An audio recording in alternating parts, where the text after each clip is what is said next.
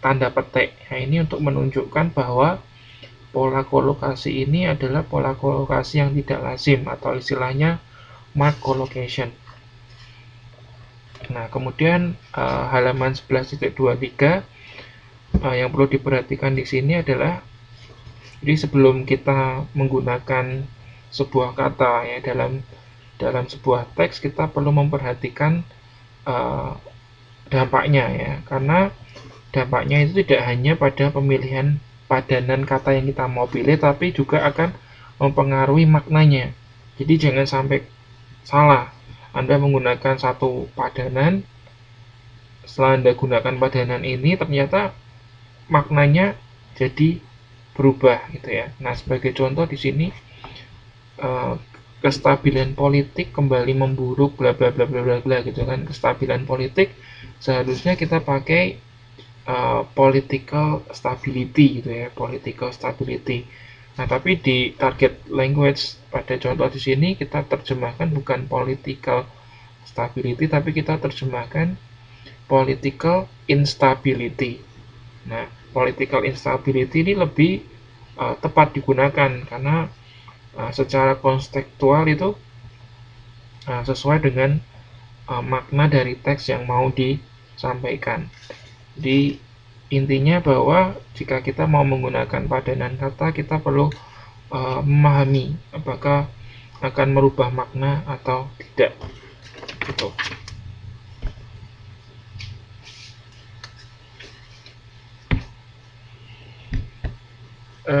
Selanjutnya halaman 11.24 sampai 11.25.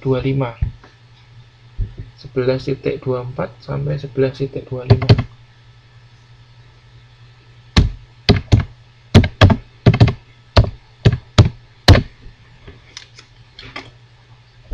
Saya lapar. Cium wangi coba itu. Sudah rutin. Mau? Udah lama. Udah lama begitu. Pantas tadi pagi kurang enak. Hati-hati loh, Pak. Sehat kok ini. Enggak ya? Jeffrey beli hari apa? Hari apa kemarin beli? 2 hari yang lalu. 3 hari yang lalu loh, Pak. Senin. Iya. Senin malam ya. Harusnya cepet dimakan tuh kan, kalau kayak gitu kan paling sehari, Pak.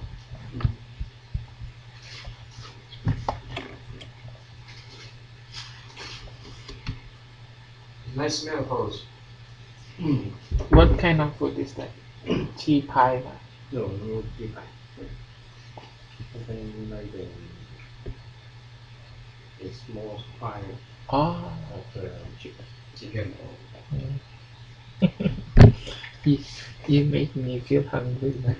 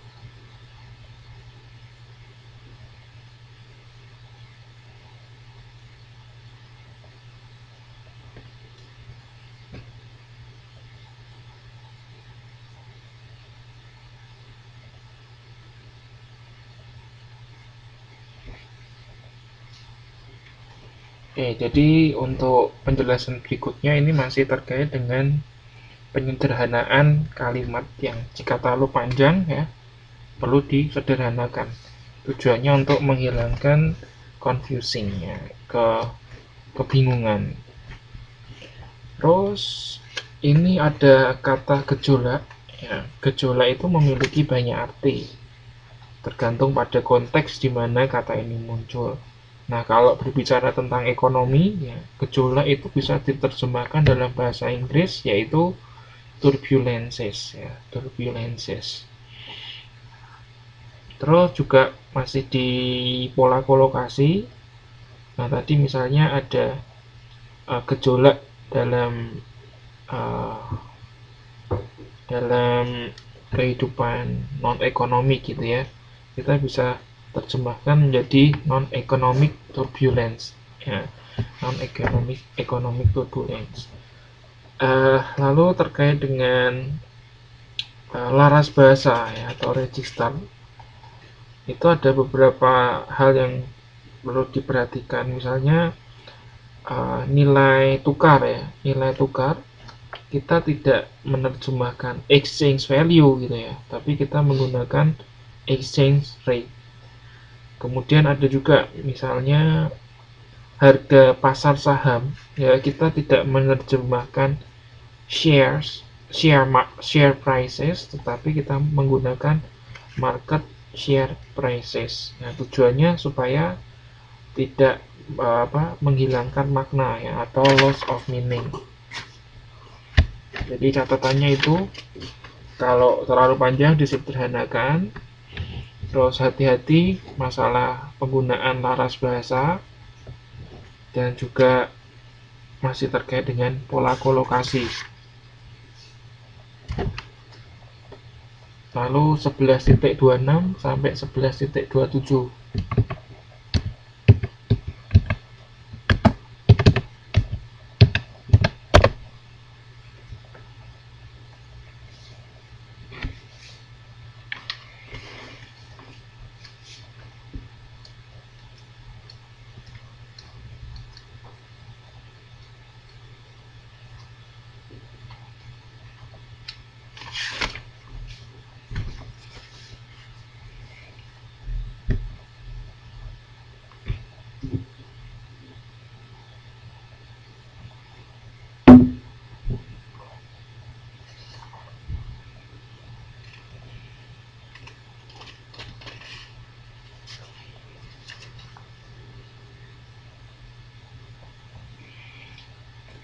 Oke, untuk 11.26 ini masih terkait dengan mark collocation, atau pola kolokasi yang tidak lazim ya. Misalnya ini held hostage. Nah, itu seperti tadi sudah saya katakan gitu ya. Kalau untuk pola kolokasi yang tidak lazim, Anda sebaiknya perlu menambahkan tanda petik ya, tanda petik. Nah, ini untuk menandai bahwa ini pola kolokasi yang tidak lazim ya. Jangan lupa tanda petiknya.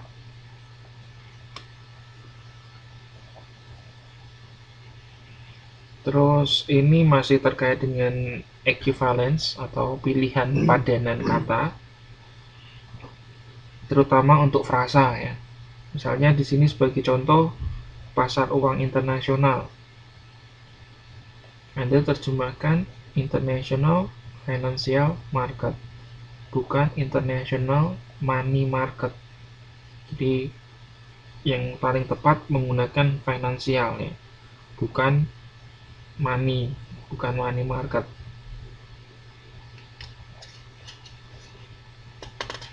Nah, itu jadi perlu diperhatikan mengenai equivalence ya, equivalensi. Jadi terus pola kolokasi itu ada beberapa macam ya. Jadi bisa kecenderungannya itu dari verb, kata kerja, bergabung dengan kata sifat ya, verb tambah adjektif, atau bisa juga adjektif bergabung dengan noun.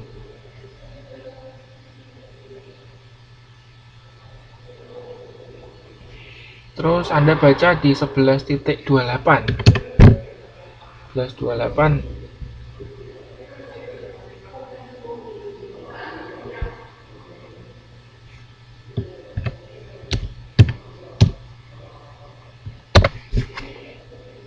Terus untuk 11.28 ini yang perlu diperhatikan adalah jika dalam bentuk jamak atau plural form ya istilahnya,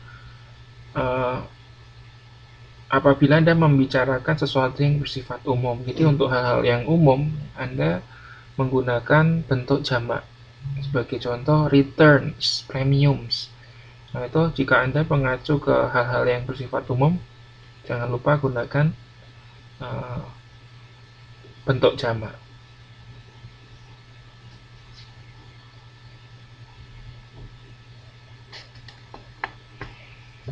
Terus catatan di sini. Nah, misalnya Anda menemukan singkatan ya, singkatan. Nah, Anda bisa mencoba untuk menerjemahkan terlebih dahulu. Terus Anda bisa juga memberikan tambahan informasi, yaitu Anda beri kurung buka, terus kepanjangannya apa. Nah, misalnya singkatan BKPM, ya, kurung buka Badan Koordinasi Penanaman Modal, kurung tutup. Anda bisa terjemahkan menjadi Investing Coordinating Board. Salah satu strategi yang cukup aman dalam hal ini adalah dengan cara meng-cross-check dengan instansi di mana singkatan tersebut biasa digunakan. Jadi supaya kalau Anda terjemahkan dengan ini yang menggunakan kata ini, apakah itu diterima atau enggak, itu Anda perlu cek ke organisasi yang bersangkutan. Nah, namun sebaiknya singkatan tersebut tetap ditulis dalam kurung. Jadi Anda setelah terjemahkan, Anda kasih dalam kurung, terus singkatannya Anda tulis. Misalnya kayak di contoh itu kan, by the Investment Coordinating Board, kurung buka BKPM. Ya, Anda tetap tulis. Jadi kalau singkatan jangan lupa Anda tetap tulis. Halo, tes. Ya intinya gitu Mbak. Intinya kalau ada singkatan, Anda terjemahkan dulu, setelah itu dalam kurung tulis singkatannya apa.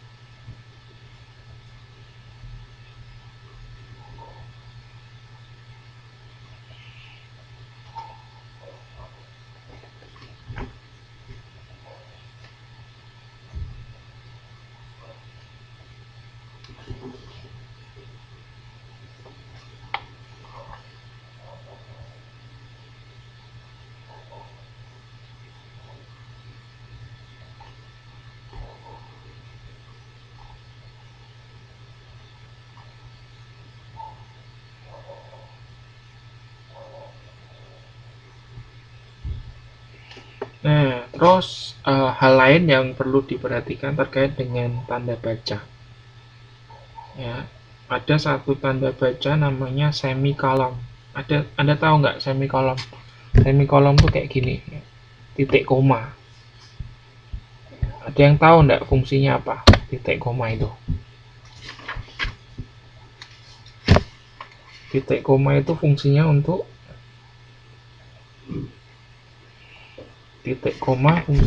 memberikan informasi tambahan.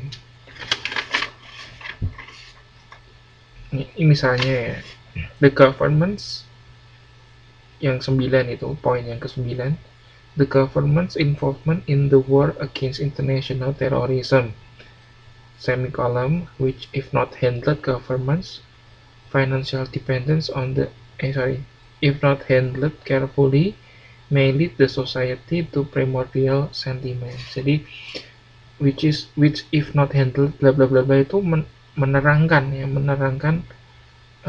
kalimat sebelumnya. Nah, itu fungsi semikolon itu, memberikan informasi tambahan terkait dengan kalimat sebelumnya.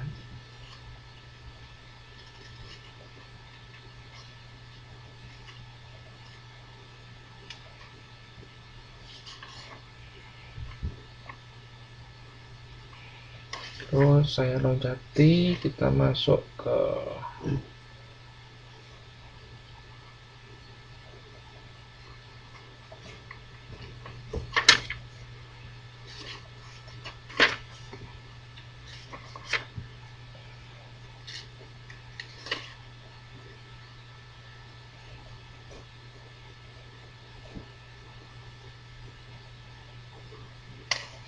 yuk sekarang coba dibuka 11.39.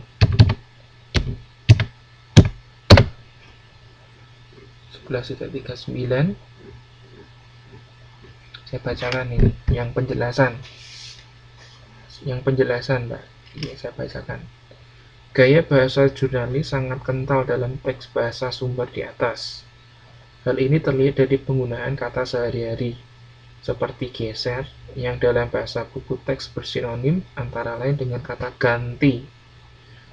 Tugas seorang penerjemah adalah menciptakan kesan yang sama dalam hasil terjemahannya, dengan kesan yang dirasakan oleh penutur asli bahasa sasaran, walaupun hal ini tidaklah mudah untuk dibuktikan.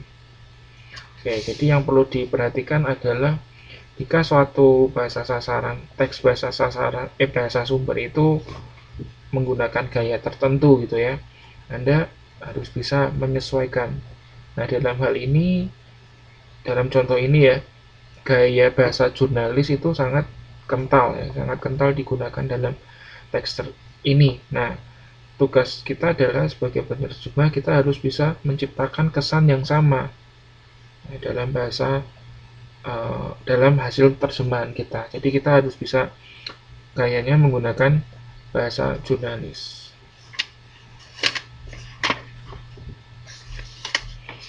Jadi kalau teks bahasa sasarannya jurnalis ya sesuaikan jurnalis gitu kan. Kalau resmi ya sesuaikan dengan resmi gitu kan.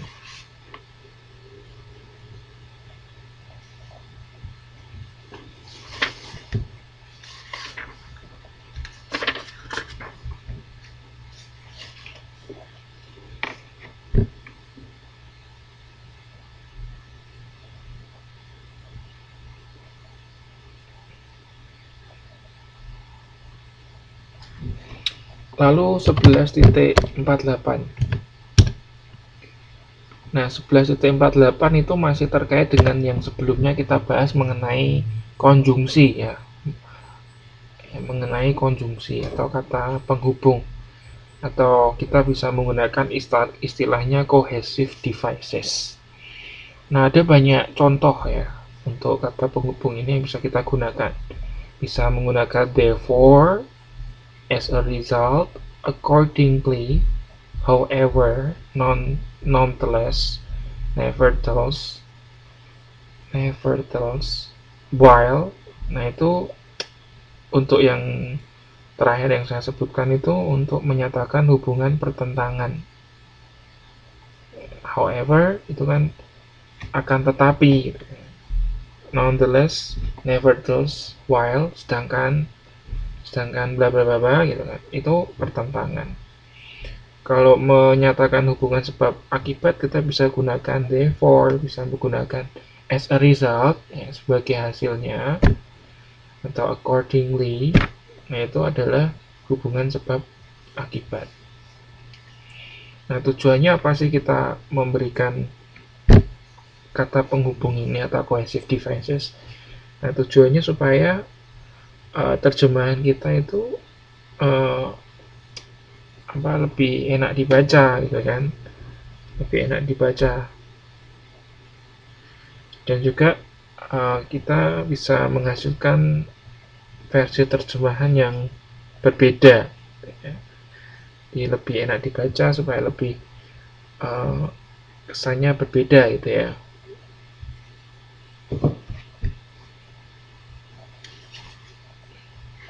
Terus berikutnya ditambahkan juga ya, ada juga cohesive devices yang bisa kita gunakan, misalnya kayak moreover, in addition, still.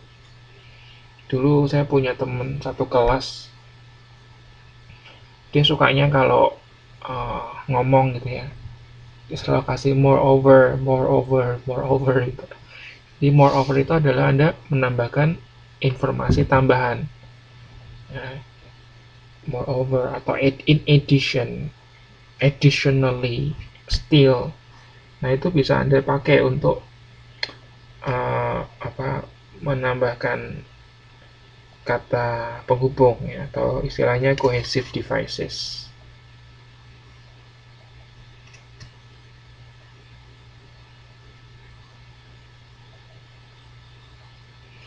Sekali lagi saya ingatkan lagi ya di 11.49, itu mengatakan bahwa kalau kita berbicara sesuatu dalam konteks secara umum, ya, Anda gunakan bentuk jamak atau plural.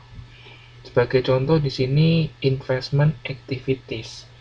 Ya, Anda menggunakan investment activity sebagai bentuk jamak atau plural daripada Anda menggunakan investment activity.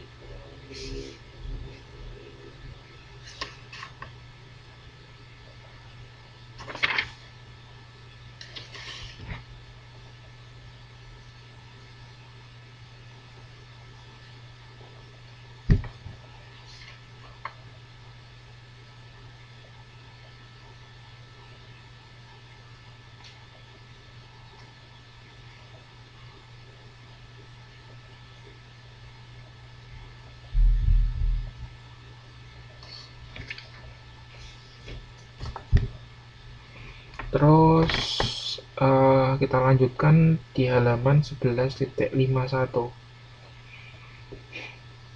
Saya bacakan, perhatikan bagaimana kalimat pasif dalam teks bahasa sumber di atas yang memang cukup lazim dalam bahasa Indonesia diterjemahkan ke dalam bahasa sasaran tanpa harus mengikuti bentuk pasif tersebut, melainkan bentuk kalimat aktif yang justru lazim dalam bahasa Inggris.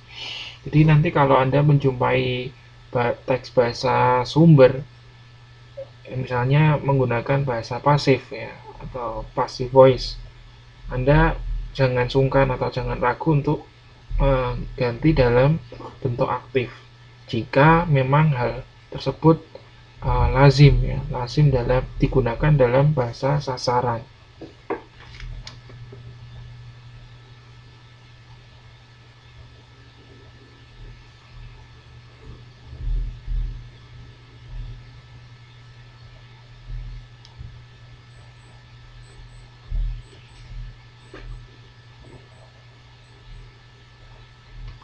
Oke, jadi itu ya mengenai kalimat pasif dan aktif.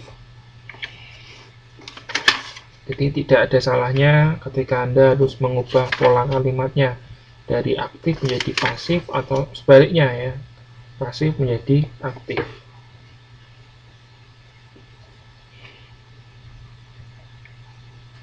Terus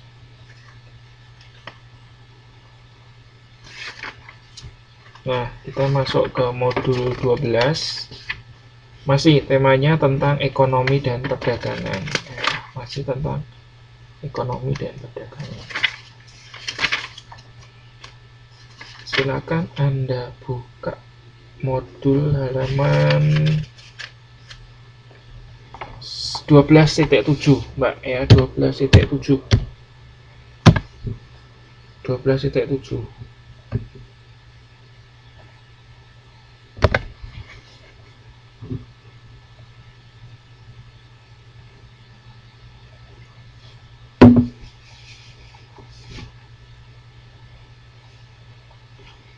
Coba dibaca dulu Mbak, 12.7. Oh, itu bersambung tuh sampai 12.8. Oke, 12.7 sampai 12.8.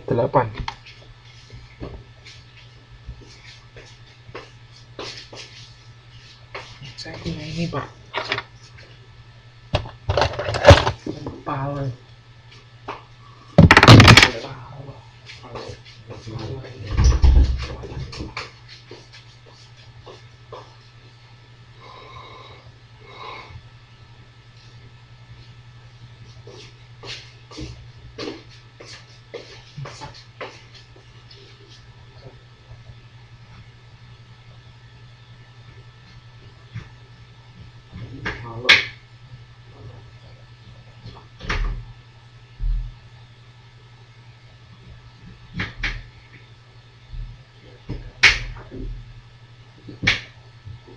Bisa bilang dari sama perdagangan.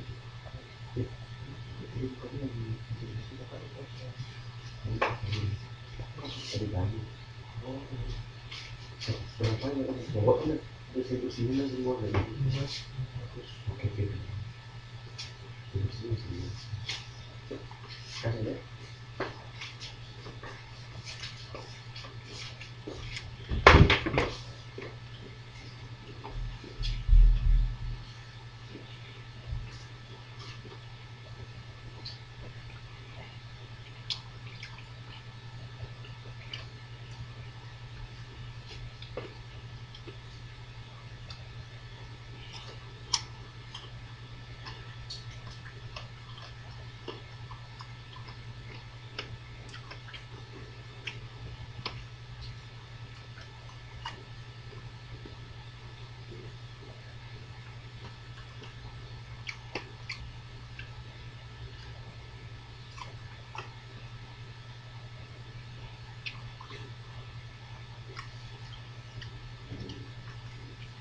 Enak ya Pak?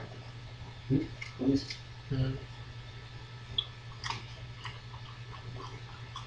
Itu dikasih orang nggak Pak? Wah,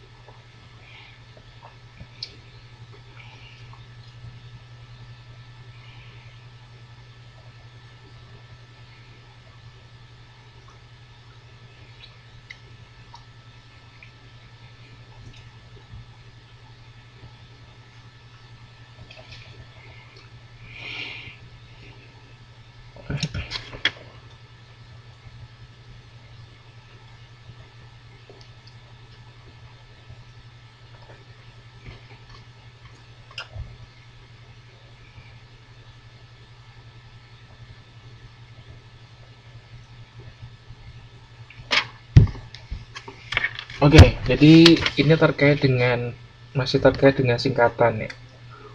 Jadi ada satu singkatan di sini yang dipakai adalah UKM. UKM itu adalah singkatan dari usaha kecil dan menengah. Nah, dalam bahasa Inggris itu ada padanan khususnya yang terkenal juga yaitu SMES. Ya, Small Medium Enterprises. Nah, untuk padanan dalam bahasa Inggris ya SMES itu sifatnya itu plural, jamak. Jadi ketika kita menerjemahkan dalam bahasa Inggris kita pakainya are bukan is. Ya. Meskipun dalam bahasa Indonesia kita uh, melihatnya sebagai singular ya, tunggal, tapi dalam bahasa Inggris kita terjemahkan sebagai plural.